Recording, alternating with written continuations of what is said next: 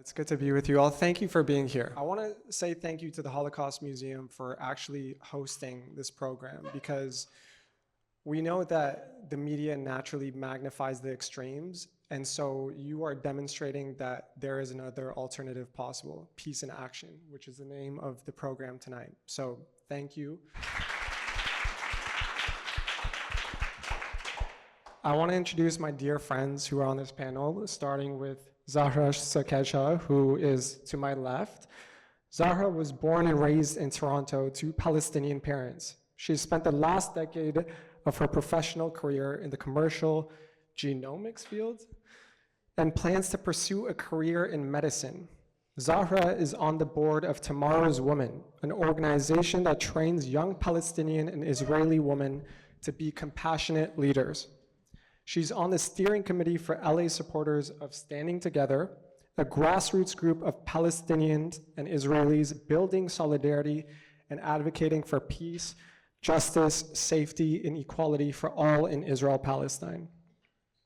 Zahra recently co-founded Dialogue in the Diaspora, a local dialogue circle for facilitated conversations about Israel-Palestine. She's a Newground professional changemaker, fellow for 2024-2025, and a 2024 Bierman Foundation Social Justice Fellow.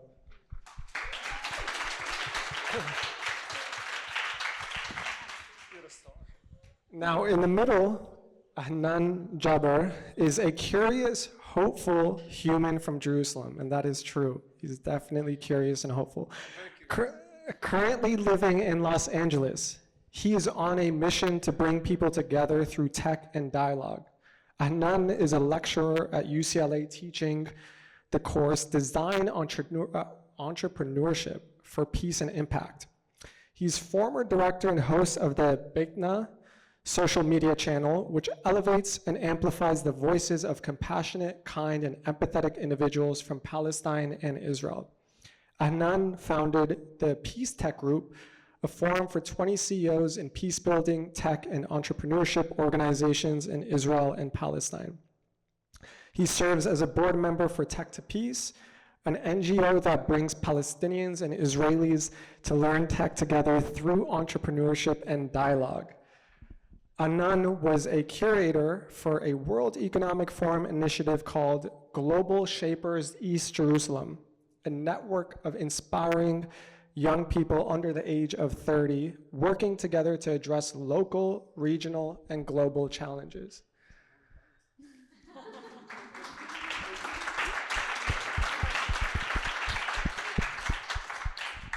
And finally, Ahnan's better half, Michal Greenfield, was born and raised in Los Angeles, but spent the last 10 years living in Israel, where she spent the majority of her time in Jerusalem, earning her bachelor's degree from Bezalel Academy of Art and Design.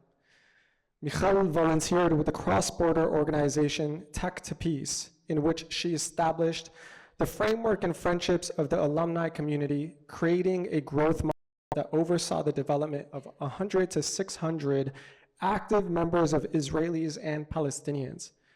She co-founded the Greenhouse Project, a series of intimate salons that carved a space for artists and art supporters to meet and collaborate within the culturally diverse populace in Jerusalem.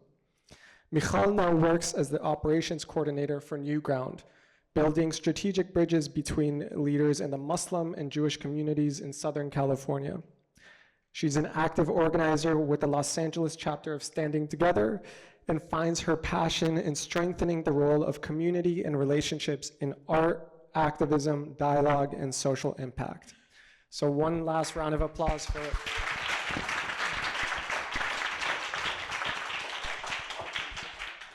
So I want to start off this panel by asking you, each of you, to just share a bit about what compelled you to get into the peace building work that you're doing now. I guess, Zahra, maybe we could start with you. Thank you, Daniel. Wow, thank you for that amazing introduction. So my journey to coming to where I am today, definitely a long one. I grew up in Toronto, but I'm Palestinian, so I grew up with the stories of the Nakba, the stories of what, it displaced my grandparents from their homes in 1948, and that was just a very deep part of my identity. And I also grew up going to visit my mom's family in East Jerusalem every few years, seeing things from kind of rose-colored glasses as a child, and then kind of growing up and starting to see checkpoints and interrogation rooms in the airport. And I started to really like put this picture together of what it means to be Palestinian, like in practice today on the land, because I grew up, I never lived there. I always lived in Canada. And so I started to kind of like frame what does it mean to be Palestinian in the diaspora with a certain level of privilege and equality and, freedom of movement and freedom of speech. I went through a period of time, I think in my like early 20s, where I started to feel like, okay, I want to be politically active, but I don't really know what to do, and I would go to protests, and I would feel like, this cathartic feeling of like marching through the streets and, demanding rights and human rights. And then, nothing would change on the ground. And I think it can get very demoralizing to be involved in a cause that you really believe in for so long, and to not see anything shifting, and actually to see things continuing to get worse. So there was a time that I actually stepped away from politics and activism completely, and I thought, like, I'm just going to focus on my own career. I'm in, the science kind of healthcare pre-med world now. And then I moved to LA a couple of years ago, and I started connecting with people. Really, I was looking for a community. I was looking for people who just aligned with me on certain common values that are important to me. And honestly, like the transformative experience for me, I was not expecting this to happen, but I started meeting friends who would define themselves as anti-Zionist Jews. And that, like, I didn't even understand what that meant, because I didn't know that you could separate the two. And, I started to talk with these people, and it was the compassion that I got from them, the fact that they were able to look at me and really see and give empathy for my people's history and struggle with actually no strings attached, changed something in me. It made me feel like, wow, if someone can break down what they've like kind of grown up with and make a really like scary and risky choice to say, I'm gonna actually, make my mind up about this in my own way and go against, what my family might think and what my community might think. To me, it just landed so deeply on me, and it made me actually reflect and think, I wonder if I've done the same. I wonder if I have like looked deeply at the things that I learned growing up, and looked critically at them. Are they really, can I take them at face value, or do I have to do some sort of kind of like inner exploration of these? And even if that means that I come to the same conclusion at the end, that kind of sparked something in me to want to actually look deeper. And I think the second half of that is like, if I go back to the kind of marching in the streets protest time in my life in my 20s, and feeling like that was going nowhere, I started to understand that there's another way to actually move people, to actually move move values towards the same kind of like, move people towards the same values, I guess. And there could be a more practical way, a more realistic, sobering look at what is the situation on the ground and what are the ways that we can actually move forward together. So that's where I started to learn about standing together, and it's been an incredible community that I've met, amazing people who have varying experiences, also varying political views, but we're all working towards the same thing. Thank you. Adnan? Sure. First, I want to say that I'm honored to be speaking at the Holocaust Museum. Thank you very much for inviting me to be a speaker here. Second, I want to thank so much the people who don't usually come on stage to be speakers, the activists standing together, the supporters like Hal, Jamie, Hagar, Maya, Alana, Roma. So I want to give credit to those people who do a lot of work. How did I get into peace building work? Born and raised in East Jerusalem to a Muslim Palestinian family, Arab. I studied in the Palestinian school, math, English, science, the regular stuff, but I didn't learn Hebrew, and that was a big challenge for me to communicate with my neighbors in Jerusalem. And the stories I was raised with are, and what I've seen also, the occupation, evictions in houses in East Jerusalem, and inequality and stuff like that.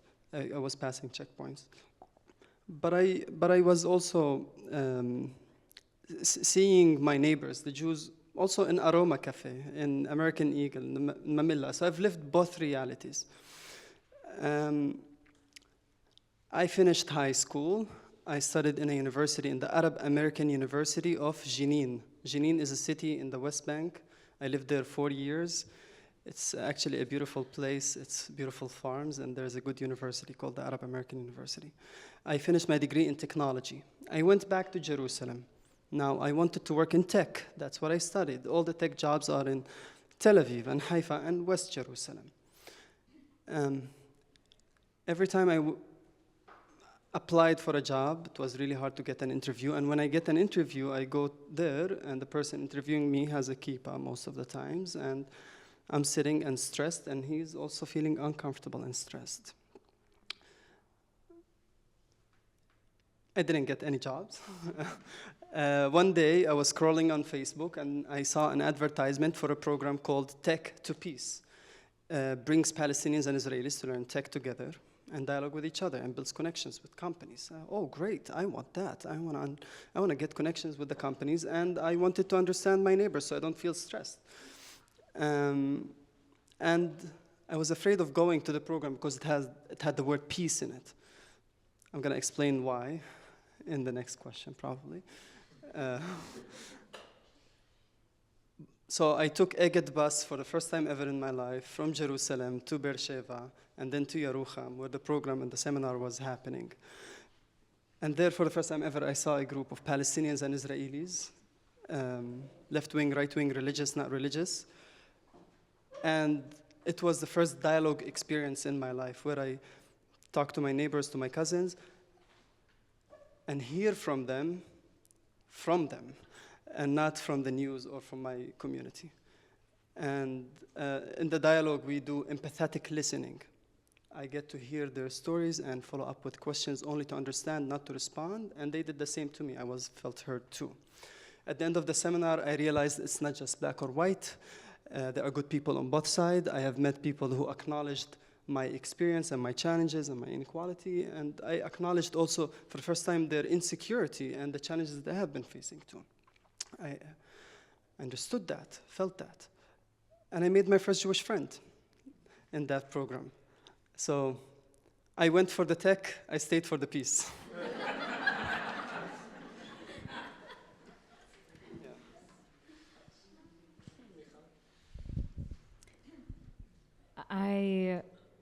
I also need to add how much of an honor it is to sit not just with a group of activists and people who are so committed to this work in their lives, both professionally and personally, but also you are my friends.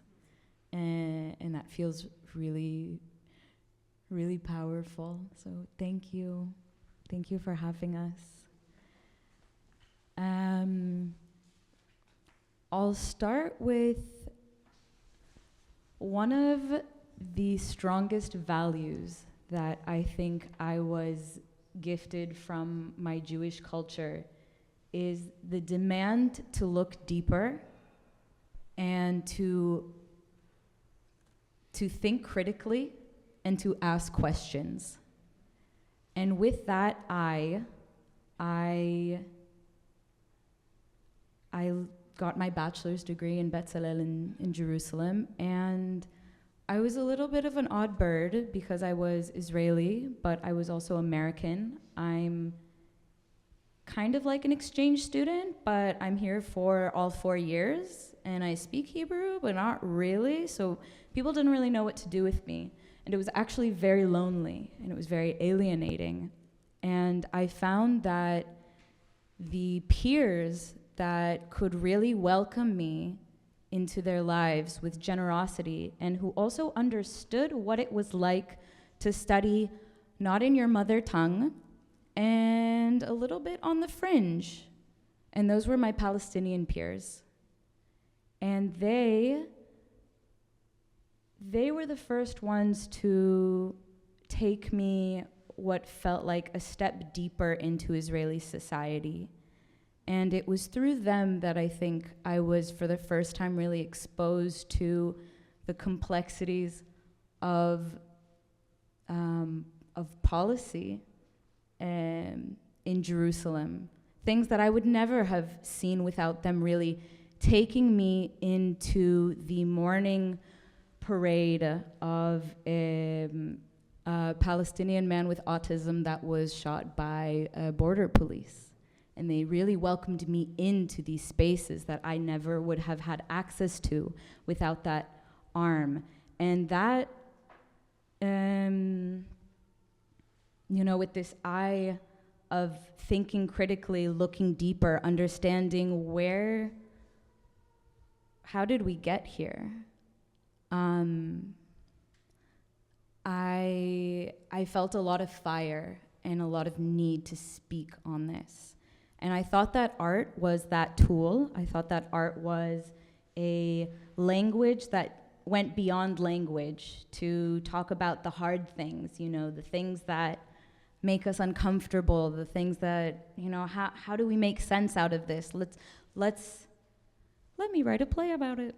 Let me make a painting about it. Let me turn it into a film. And I did not find partners amongst my Israeli community. People couldn't be bothered. Like, they didn't have the time or the energy, or they were focused in other things. And I also almost walked away at that time. My family is from Israel. This is also my culture. This is the first time I've actually felt like I can be Jewish here, because my family is Mizrahi. There's culture within Judaism that I relate to in this country, but I want to talk about things people don't want to talk about. So maybe this isn't my place. And it was at that pivotal moment where I was introduced to Tech to Peace. And a family friend really told me, Michal, it doesn't matter that you're an artist and you don't know anything about technology, the people are good there. And Navit. And that was 5 years ago.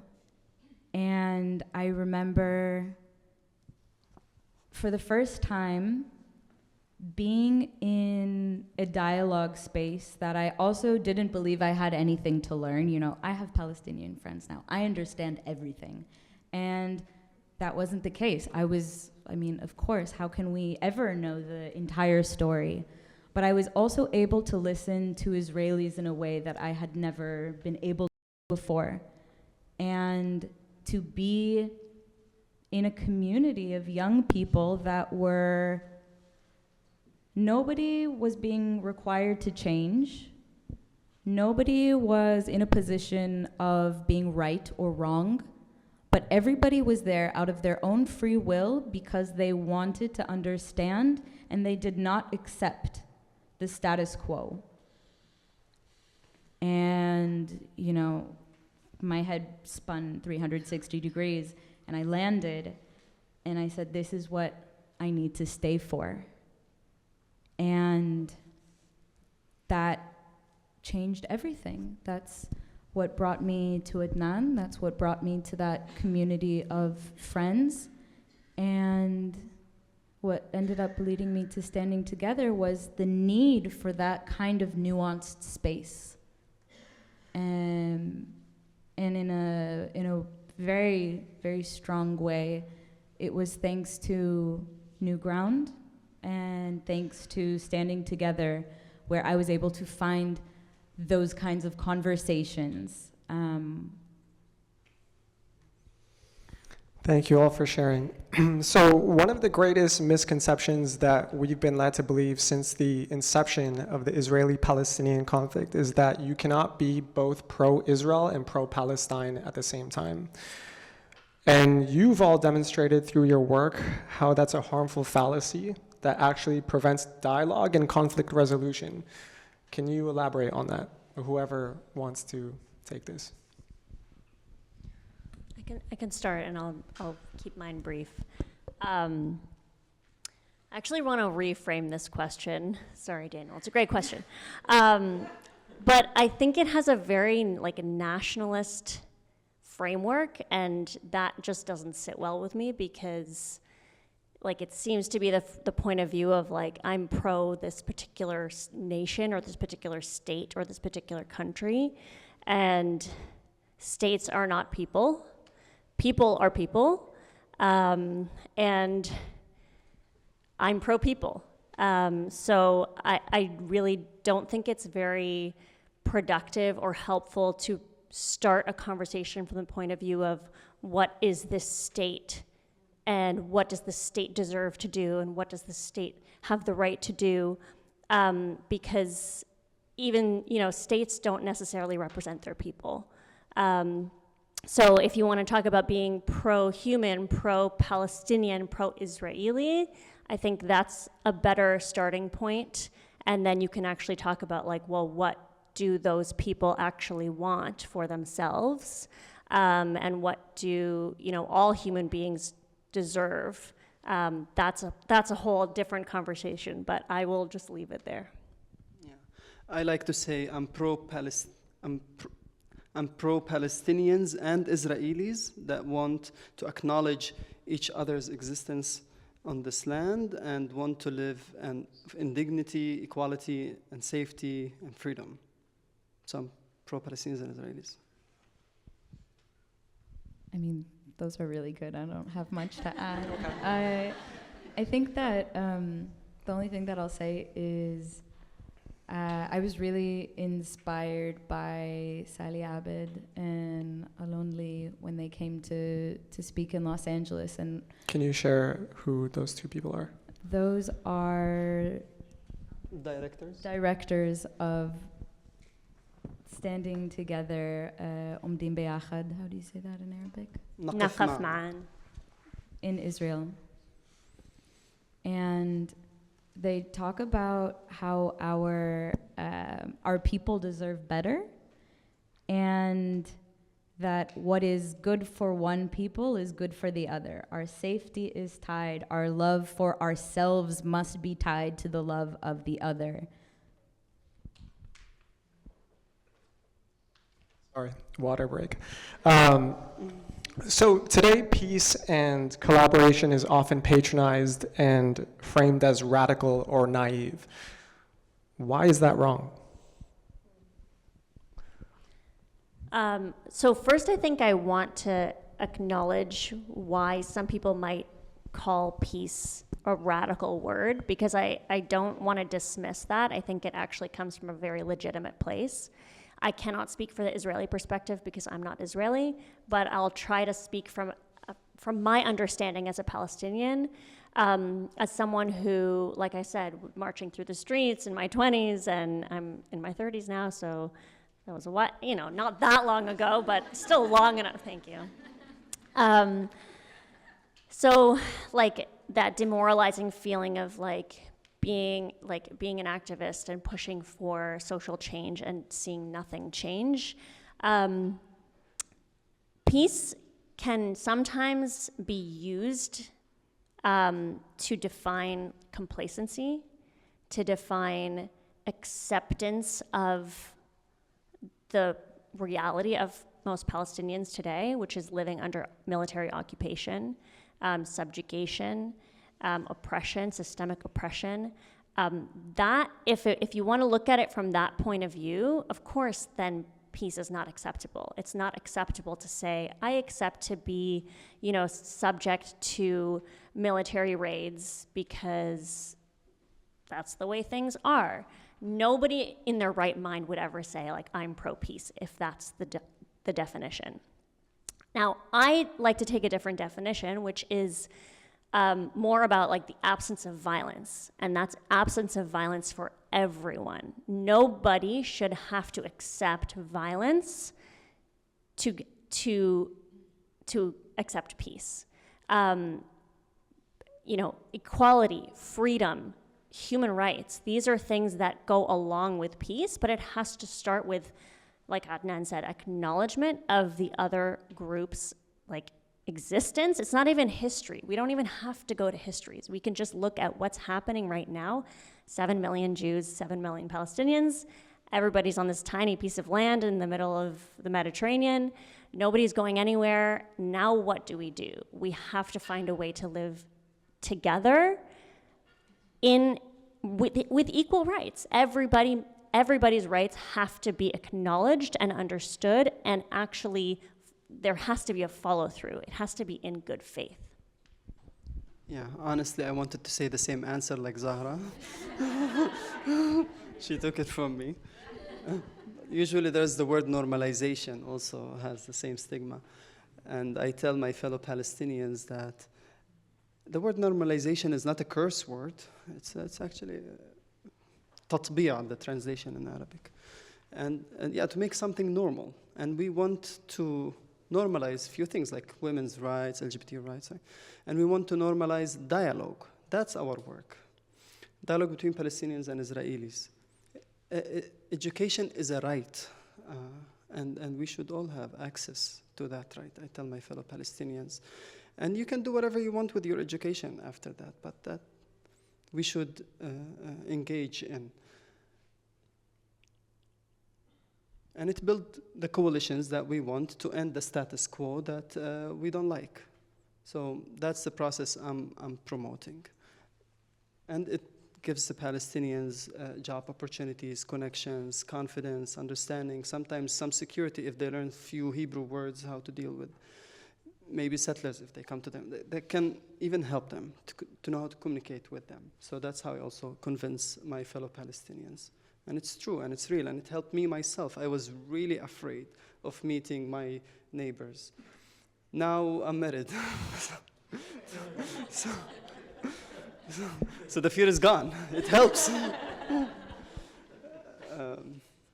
And I don't want to speak for the Israelis, so I'll leave it there. I have some thoughts from experience, but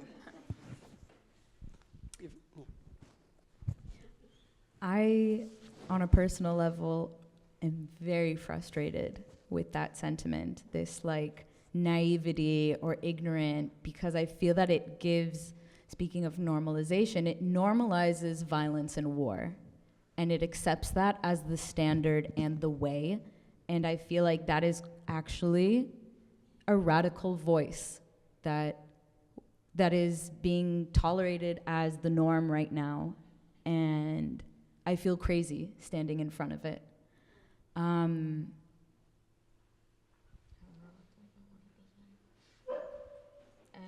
Peace naive. No.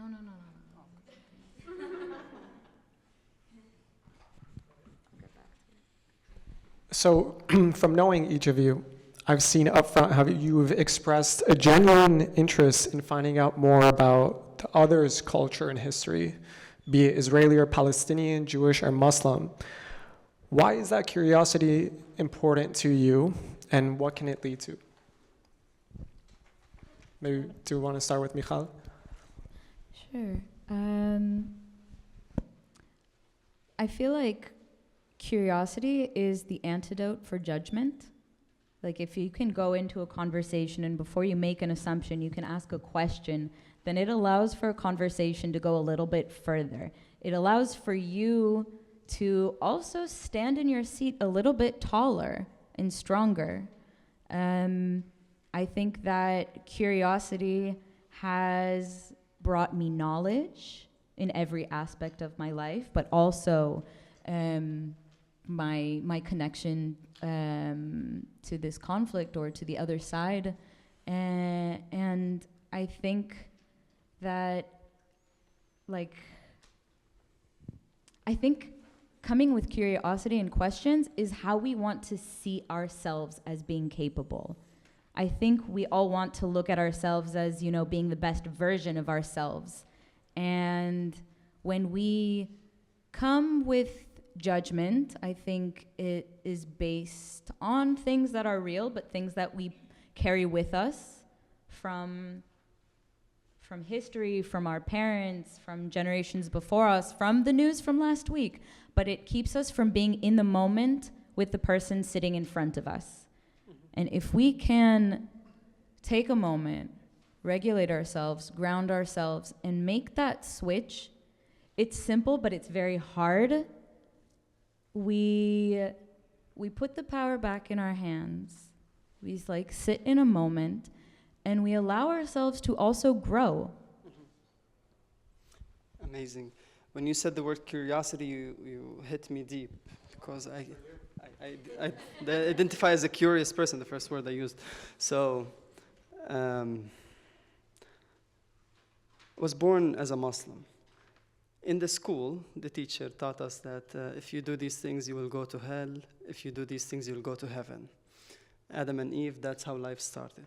So I was praying 5 times a day, fasting in Ramadan to go to heaven, inshallah. And then when I was 19, I came to a museum here in DC, the Smithsonian Museum, and there I saw the bones of evolution for the first time in my life. The monkey head and how it changed to become the human head and other animals' evolution. I was like, wow, this looks real. It is real. And it made me curious to question if it's really real. And I started asking sheikhs and priests and rabbis about that phenomena. And I didn't get more logical answers than what my eyes saw in the museum. And I was shocked and started to feel scared and more curious, and not knowing what's happening after life. I became suicidal, not knowing the meaning of life. What do we live for anymore? And then one day I went to Google and I wrote, "What do we live for, Google?" And then it said, the first article I opened, it said, "Don't be selfish, don't kill yourself, think about your mom, think about the people that love you." Great. Second thing, it said, look at babies. The second that they are born, they start to touch everything, taste everything. They're curious. We are living because we're curious, human beings. And we want to know what's bigger than a galaxy, what's smaller than an atom, what gives us more love, more happiness, and we strive for that. And I love that. That has become my mission today, to know these things, to make more love and to know what's bigger than a galaxy. And to know what's bigger than a galaxy, many minds work better than one mind. So we need to bring people together, to research together as a team. And that has become my deep drive philosophically. Why am I now also doing the work I'm doing? Because it gives meaning to my life, to bring people together. So that drove me, curiosity. Can you top the story of evolution? I cannot top it. That is a tall order. I don't have much to add, but I will just say this, that I would consider myself naturally curious. Like I am a scientist, so I get the evolution thing, and I love it. I love that was your moment. I think like my experience with using curiosity or like coming to curiosity within the context of Israel-Palestine is I didn't realize how much it would open a door for me, like an inner door. and also a door to connection. Probably I started to learn some of these tools, like Tomorrow's Women, the organization that I'm part of their board, which is a leadership program between Palestinian and Israeli young women. They do a compassionate listening methodology. I mean, there's many different methodologies to learn kind of like dialogue and leading with curiosity rather than leading with, your point of view or your judgment. New Ground is a perfect example of that. I took a New Ground course last year. I think, like, personally, I was surprised just how much, like, suspending your own judgment for a moment, which is a really, really hard thing to do, especially in the context of Israel-Palestine. If you have a personal connection to Israel or a personal connection to Palestine, or if you live there, or if you're from there, or if your family's there, to remove yourself from that, like, emotional, like, plug, is one of the most difficult things that I've had to do. So I recognize how it's easy to come up here and talk about it. It's really hard to actually do it. I think the first time I actually was able to, like, sit and listen to someone who said things to me that I, like, 2 years ago even would have been like, oh my God, I can't believe she said these things. Like, she's a crazy person, blah, blah, blah, blah. And to, like, actually let that land on me and stop myself from reacting and see her as a person and to I wonder what's underneath that. I wonder what brought her to say those things. I wonder what context she grew up with, what people she knows, what people she lost. It, like, changed something not just in me but in her, and, like, there's all of a sudden, like, to be seen is probably the greatest gift that you can give somebody, really. To really see them as they want to be seen and as they are, like, presenting themselves today with, like I said, no strings attached. There's no expectation that they're going to see you back. But the magic thing is that they eventually actually do see you back. So it's a little tool. It's something that once you start to use it and get comfortable with it and continue to challenge yourself with it and get curious about more and more people that are farther and farther away from you, like, ideologically, it's kind of addictive, actually. It's kind of like, man, I want to know more. I want to learn more. I want to meet other people. And it's kind of also demystifying. You start to kind of lift the veil in front of things that you never would have wanted to touch in the first place, and now can just, like, sit very comfortably, across from somebody who has a completely different point of view and actually find a place of connection and slowly get closer and closer together on the spectrum. And I think it's a really magical thing. Thank you all so much. I think it's time for Q&A, right? Okay. Awesome. I think that the work that you guys are doing is great. The goal of peace between Israel and Palestine and the two-state solution, it's a great goal to have. And I've been following the region for a long time, what's going on over there and what's happening. It seems to me, I hope that maybe you can touch on, you have to have the political leadership in Palestine and Israel in order to make this a reality. And I'm not sure how you persuade or convince the political leaders to do what a lot of the lay people want to have happen. The kids are raised, like Palestinian kids are raised to dislike Israelis. I was here for an event recently where an IDF soldier talked about going into homes in Gaza, and every home had had Nazi propaganda.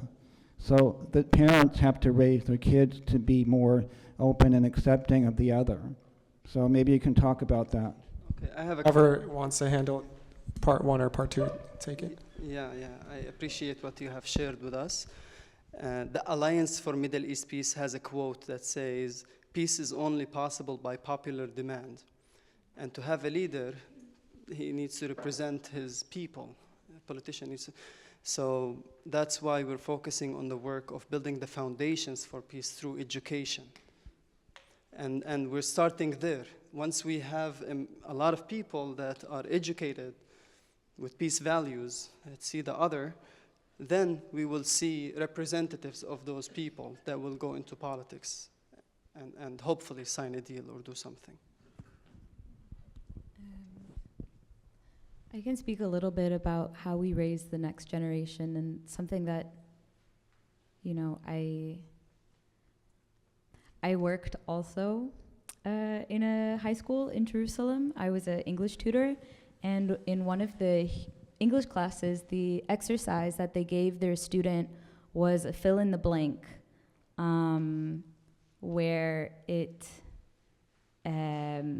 to create the right sentence, you ultimately had to connect tunnels with terrorists, with things that were like really not necessary for teaching English. And that was just the assignment that the teacher gave. And it shocked me, because I also have, you know, heard, I can't say that I've seen the photos of schools in Gaza and the kind of things that children are raised with, and it's such a shame to raise children with this kind of ideology.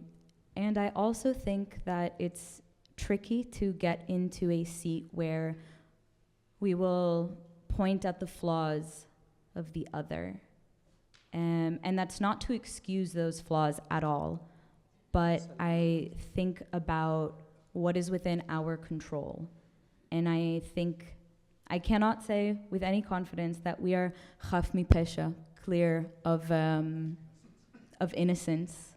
And I heard family members speak to their children about Palestinians as cholerot, which means disease.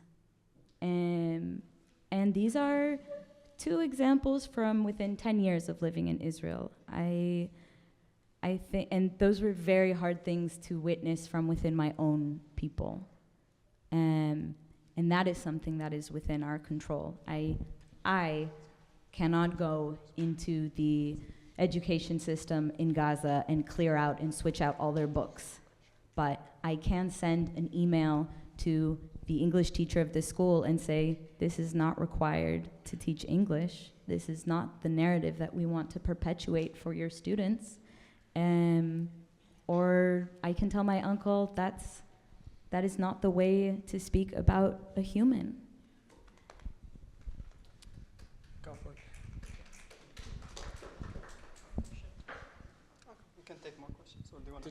No, that's okay. Any other questions? Yeah. Thank you for sharing your experiences. Thank you. So, I've been a peace activist in Israel in my younger years, and in an organization called Peace Now, and it was really hard for us to find partners on the other side to come out and demonstrate with us, even though in conversation they share a lot of the ideas with us. So if you could speak about the difficulties of being the oppressed and in many ways the victim of this conflict, how does it feel to make that switch to become a peace activist, someone who's willing to see the other side, and how does your communities and families accept it? Because for me, I had a lot of conflicts within my family, just like Michal said, and Israelis are raised maybe with different values, but it's also comfortable for us because we have more, right? We're more comfortable. But still, I think Israelis, a lot of Israelis are growing on very similar values of hatred and demonizations of Arabs and Palestinians especially. So if you could speak about that a little, that would be great. Thank you. Want to go talk about your Canadian privilege? Yes. Yes. So I never lived in Palestine. I grew up in Canada. Now, I'm not free from like social pressures, that's for sure. But I definitely have more privilege as a Palestinian in the diaspora because I have equal rights. I have the same passport as my neighbor, and even that didn't like just immediately make it easy for me to become a peace activist. Actually, I didn't ever have a moment in my mind where I was like, I'm gonna become a peace activist now. I just started like getting it more and more involved, and I was really like drawn to this movement because it resonates with me, and I feel really connected to this as, you know, a real practical way forward that actually I believe can save lives of the people living on the ground. I see it as like more and more I have this privilege, and therefore I have a duty to speak up, because there are people living on the ground who do not have that same freedom to speak up. Ironically, I think the most criticism I've received for doing this work has not come from Palestinians. It's come from various other people who most of the time don't actually have a personal connection to anybody living in Israel or Palestine. So it's definitely more from like an ideological point of view, people who you know, don't know the like realities of the intertwined nature of Israelis and Palestinians, whether we like it or not, that can look very critically at a peace movement and say, yeah, but Israel has to be held accountable, and yeah, but, you know, this is, you know, these are all the facts that have caught, you know, this is why it's wrong. And that's all well and good, you know, but that's not my role. I don't see that as a very productive point of view. So that's what I can say from my perspective. Again, I don't think like I've had the hardship of literally living an oppressed life. So I don't know. Do you guys want to add anything? Quickly, thank God that there was a program called Tech to Peace that I went to that helped me make my switch. A lot of Palestinians are afraid of going to such programs, I understand, and that's why we do uninational dialogue in Palestine, try to have a conversation between someone like me with someone who has never interacted with an Israeli Jew in their life. And we try to share a story to connect them and show them what we have seen. So that's another thing we can do. Kiyomi.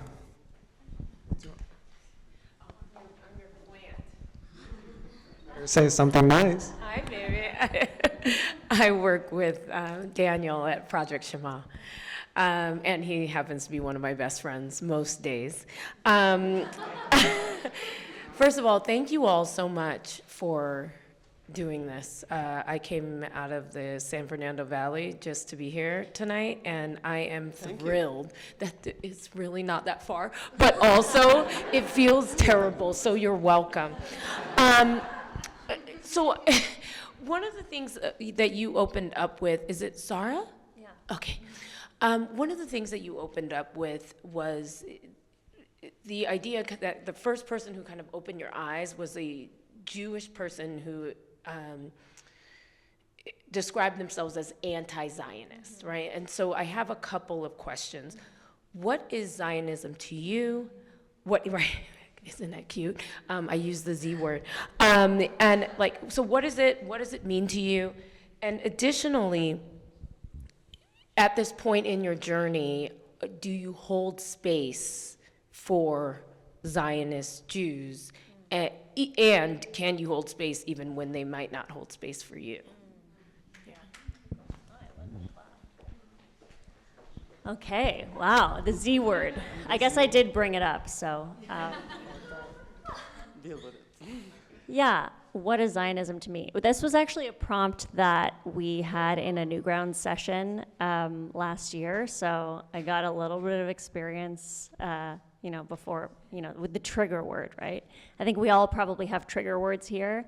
I think for me and for many Palestinians, me, I guess, prior to being involved in this work, Zionism definitely is a trigger word, definitely would have been a trigger word, still at times is, still feels like, oh man, okay, it's like some weight to that. I can only say from my perspective growing up what it felt like to hear that word, what that word, what images conjured up, which is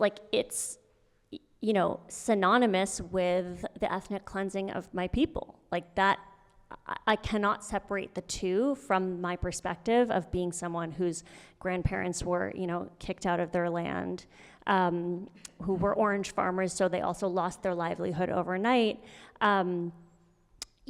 Just underwent like the biggest trauma of their lives in the name of Zionism. So whether or not Zionism intended for that to happen, that's the connection for me, and that's probably, I can't speak for all Palestinians, but I would say like for the vast majority of people who have a similar experience, that's the connection.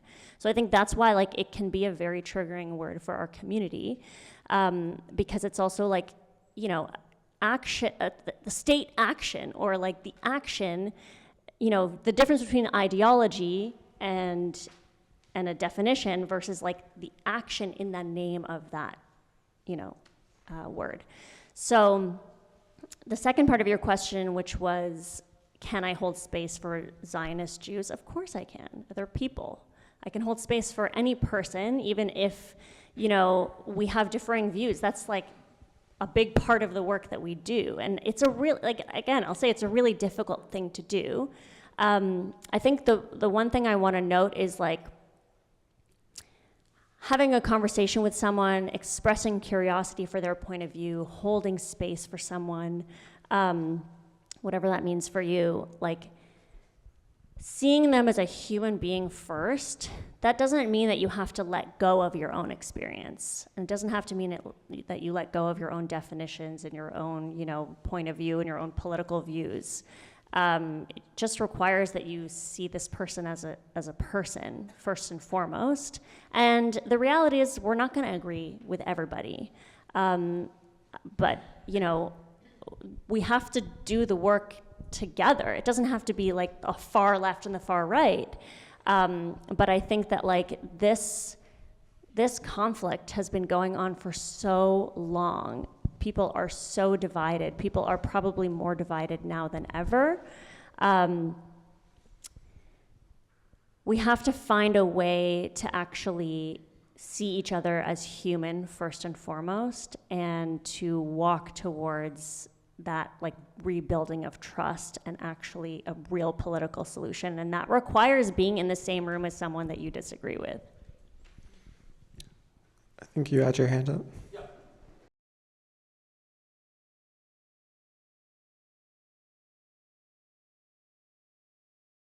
Anybody who we're struggling to bring to our position, what are some of your tips for breaking through? I feel that your work is the most relevant for that. Project Shima. I don't know about that. You want to be the moderator today? I'm moderating today, so I'm not going to answer.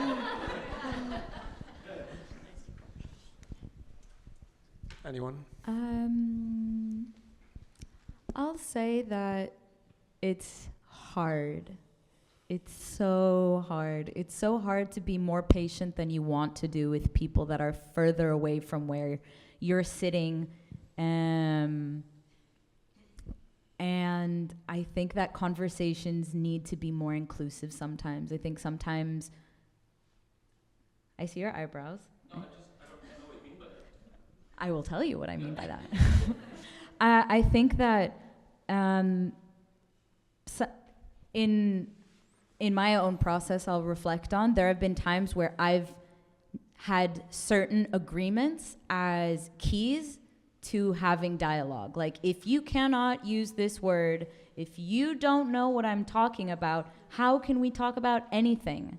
And that's where I stood at the outside of the circle, and I stayed far from essentially bringing people closer to where I wanted to, where I wished for them to be. And that was really counterproductive. I think that in having conversations, one of the most important conversations as a Jew to have right now is with other Jews. And again, meeting with curiosity and remembering that people are feeling real things, and they don't have access to the same information. And it's not that that information is not accessible to them, but it might not be on their algorithm. It might not be in their circles of conversation. And that doesn't mean they're evil, and that doesn't mean that they wish for genocide. And that might mean that I have to swallow my words for a second and be more patient in hearing before making demands. I have an answer to your question. It's two things. First, progressive Palestinians share the stories of them, show that there are a lot of Palestinians wanting peace, working for peace, that can help a lot, and support them, because they are not well supported. Second thing is tech, and that's where I'm betting on, is that today we have the artificial intelligence, and you can ask it any question to get facts very quickly. Through ChatGPT, because it browses the internet and get you the right-wing and left-wing news and can give you the balanced thing on it. And I try to use that to give facts to people and debunk conspiracy theories that they might have. I'll also just add something very quickly, which is, I think too often people think in any community that acknowledging somebody else's pain invalidates mine, or that I can't empathize with your narrative and identity without sacrificing mine or being called a sellout in some way. And I think we're saying too much of that. I'm also naturally a cynic, so I'm not going to appeal to people's better angels. So when I'm talking to somebody in my community, I'm trying to appeal to their best interests. Why is peace in the best interest of our people, of the Jewish people, of Israelis, and so on and so forth? So those are some things that I keep in mind when I'm talking to people that I'm struggling to find common ground with in my own community.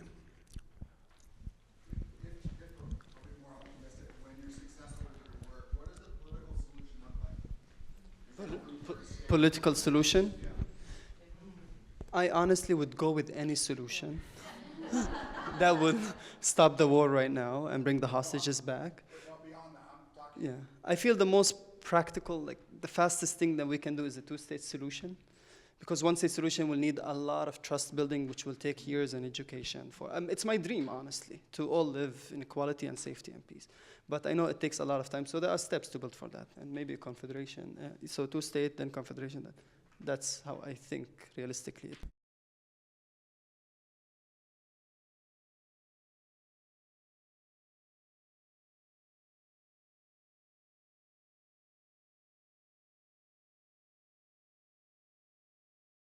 First, thank you for coming to here. That's the first step. Please invite your friends for events like that.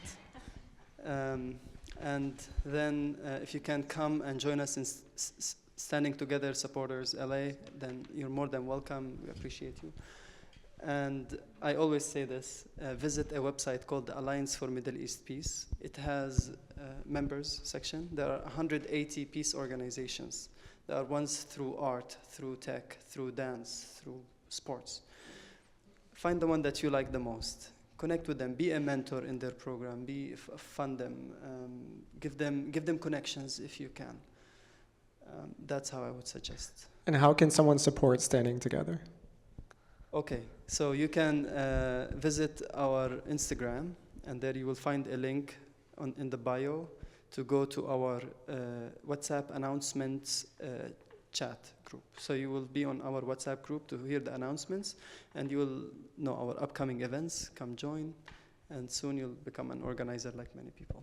And if you want to support Standing Together in Israel, because we are technically not like an actual part of Standing Together. We are supporters of Standing Together, so we are like an independent LA-based community that runs our own events and our own kind of demonstrations. And we do have an affiliation, like a kind of a loose affiliation, but we do promote the support of the people on the ground, because they are like, we can sit up here and say, oh, we're peace activists, but like we're here in the US. I think the work that they're doing is so important, and it's so underfunded, and it's so unappreciated. And they are like putting their backs on the line every single day to go out in the streets and demand better from their government, because we all deserve better. So that's standing-together standingtogether.org if you want to donate to them. Can I add something? Yeah. Quickly. I also think that you can validate like this conversation. You can keep reading about it. You can follow the announcements and the resources that we share about, that AllMap shares about, that other peace organizations, the 180 that are on AllMap, are Alliance posting for about. Middle East Peace. Yes, and strengthen that voice internally. I think have confidence to also talk about it, because then we all become our own circle of influence, where it becomes something that we feel is accessible in a conversation with our friend, or with our friend's friend, or in our synagogue, or wherever we are. And that's how this work spreads. I think we have time for 2 more. Okay. Yes.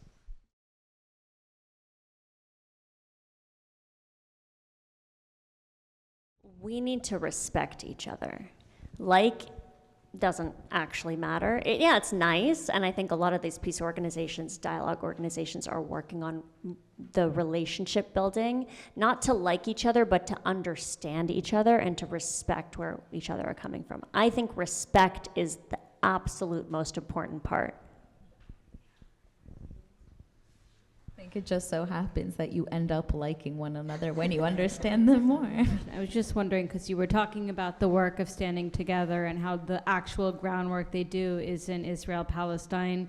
And for those in this room who are not familiar with the work of standing together, where it's kind of abstract, would you guys be able to give 1 or 2 examples of the work they do on the ground on the land, so that maybe people feel more compelled to get involved directly? Because it is an incredible organization, and I'm such a fan, so I want you guys to share the work that they do. We're each going to say one thing about them. I'll say my favorite thing, which I don't know, maybe I shouldn't say it's my favorite. Maybe I think I like them all equally. So Standing Together is the largest grassroots movement of Palestinian and Jewish citizens of Israel. They are essentially building the political will for the left in Israel to end the occupation and the war, of course, release the hostages, deliver humanitarian aid to Gaza, find an actual just political solution. That's the high level kind of banner.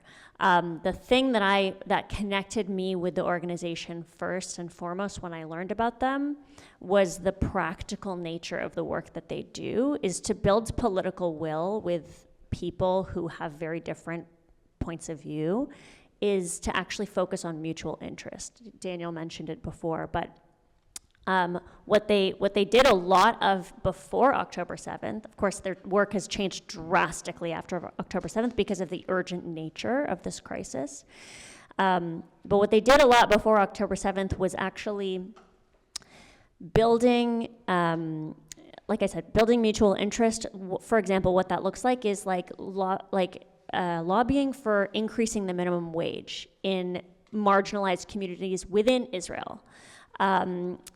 In Orthodox communities, in Ethiopian Jewish communities, kind of uniting these smaller marginalized groups, Arab communities, among across a cause that they can all get behind. That's not like an ideological thing. That is a real practical, how can we actually make our living conditions better so that they can actually start to see what we have in common more than what we don't have in common.